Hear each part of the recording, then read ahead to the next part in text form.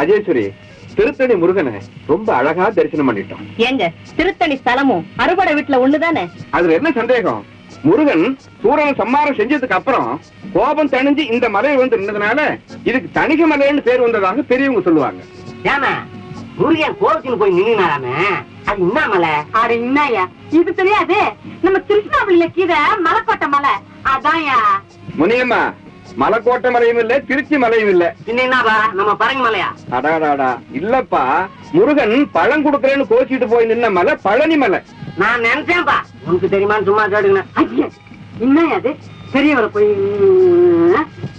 ஏங்க பகல் நேரத்துல வேகாத வெயில போறதை விட இப்படி ராத்திரி நேரத்துல போறது எவ்வளவோ நல்லா இருக்கு இல்ல? நேக்கு கொஞ்சம் கூட பிடிக்கல, ராத்திரி பிரயாணம் செய்யறது எனக்கு பயமா இருக்கு. ஒண்ணும் பயப்படாதீங்க, பகலும் ராத்திரியும் இந்த பஸ்ல டூர் போய் எங்களுக்கு பழக்கம். ஜம்முன்னு மைசூர் கொண்டு போய் சேர்த்துறேன். எல்லாரும் நிம்மதியா தூங்குங்க, ஆனா குரட்டை மட்டும் விட்டுறாதீங்க. டிரைவர் சொல்றத கேட்டு யாரும் உறங்கிடாது. நாம உறங்கினா டிரைவரும் உறங்கிடுவார். அப்புறம் பஸ் எங்கேயும் மரத்துல சாஞ்சு உறங்கிடும். அதனால எல்லாரும் கலகலன்னு பேசிண்டே வாங்க.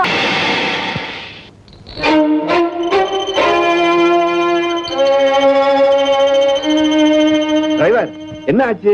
ஒண்ணு இல்ல sir, front wheel tyre puncture ஆயிருச்சு. மத்தவெல்லாம் ஒழுங்கா பாடிண்டே வந்தா பஸ் நல்லா போயிட்டே இருந்தது. இவ 4 பேரும் ஏதோ டஸ்ட் புஷ்னா டயரும் புஷ்னு போயிடுத்தோம். ஏன்னா ராத்திரி பிரயாணம் வேண்டான்னு சொன்ன கேட்டேடா? இப்ப என்னடி பூகம்பமா வந்து எடுத்தோ? டயர் தானே பெஸ்ட் ஆச்சு. ஏண்டி அலற? சார் தயவு செய்து எல்லாரும் கொஞ்சம் கீழே இறங்குங்க. 10 நிமிஷத்துல வீல மாத்திடுறேன், அப்புறம் புறப்படலாம். ஐயா, மைசூர் போனோன்னு நம்ம ப்ரோக்ராம் என்ன? எல்லாரும் முதல்ல சாமுண்டீஸ்வரி கோயிலுக்கு போகணும்.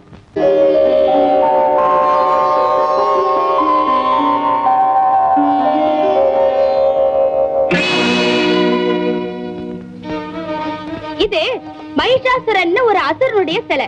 மும்மூர்த்திகளாலையும் இந்த அசுரனை சம்ஹாரம் பண்ண முடியலையா?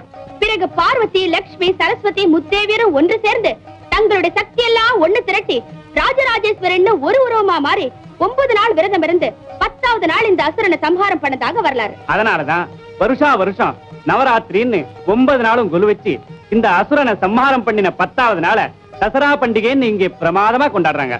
கேட்டுக்கினியா கதைய? எனக்கு ஒன்னும் தெரியலமே. உனக்கு இன்னாதான் தெரியுது, ஒண்ணும் தெரியாது. கம்முன்னு இரு. சரி வாங்க கோயிலுக்கு போலாம்.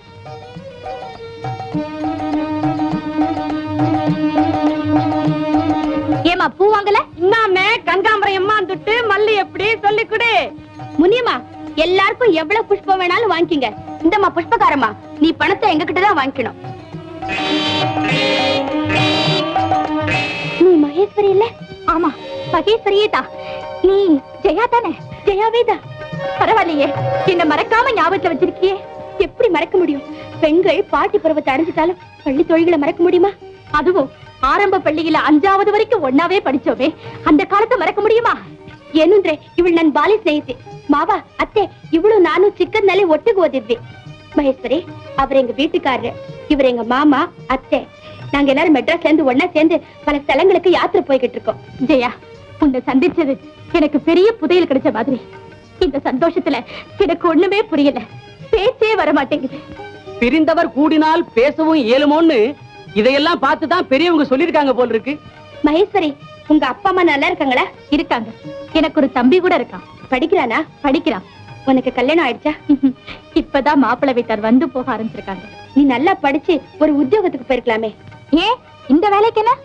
இங்க இருக்கிற கடைக்காரங்கெல்லாம் வர்றவங்களை வேண்டி வேண்டி கூப்பிட்டு வியாபாரம் பண்ணுவாங்க. ஆனா வர்றவங்களோ முதல்ல என்ன கூப்பிட்டு எங்கிட்ட இருக்கிற புஷ்பத்தை வாங்கிட்டு தான் கோயிலுக்குள்ள போறாங்க. இதை விட உயர்ந்த உத்தியோகம் வேற என்ன இருக்கு? புஷ்பம் வைக்கிற பொண்ணுன்னு நினைச்சோம். பொன்மொழிகள் எப்படி வர்றது பாத்தாளோ? மகேஸ்வரி, உங்ககிட்ட இருக்கிற புஷ்பத்தை எங்க எல்லாருக்கும் கொடுத்துடு. இந்தா என்னுடைய அன்பளிப்பா இந்த 100 ரூபாயை வச்சுக்க.